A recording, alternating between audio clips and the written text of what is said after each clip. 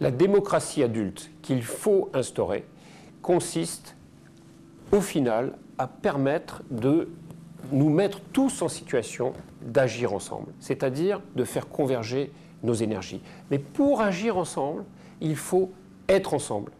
Et pour être ensemble, il ne s'agit pas de dire on est en présence les uns des autres et ça suffit. Il faut être là intellectuellement, ça suppose de penser ensemble. Mais penser ensemble, ça ne consiste pas à se demander quel temps il fait et quel temps il va faire demain. Ça consiste à essayer de comprendre la situation en détail, ça consiste à comprendre les raisons de cette situation. Et donc pour comprendre ensemble, il faut en fait mutualiser l'information, il faut structurer la réflexion collective, il faut réfléchir ensemble. Et c'est seulement si l'on parvient à organiser un dialogue minutieux, exigeant, dans lequel on va permettre à chaque type d'acteur, quels que soient ses intérêts particuliers, ses expériences, ses savoirs, ses expertises, ses niveaux d'ignorance, ses domaines d'ignorance ou ses domaines de savoir, alors, et quelles que soient ses propositions bien sûr, il faut être capable de structurer un dialogue minutieux qui va autoriser la prise de parole de chaque type d'acteur, quelle que soit la diversité de ces acteurs, c'est-à-dire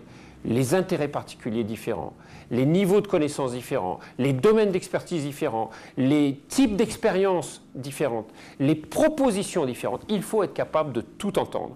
Et si on est capable de tout entendre à travers un processus minutieux, alors il est possible de réfléchir ensemble, alors il est possible de comprendre ensemble, alors il est possible de penser ensemble, alors il est possible d'être ensemble, et alors il est possible d'agir ensemble. Et à ce moment-là, on est en situation de réussir ensemble et de vivre ensemble.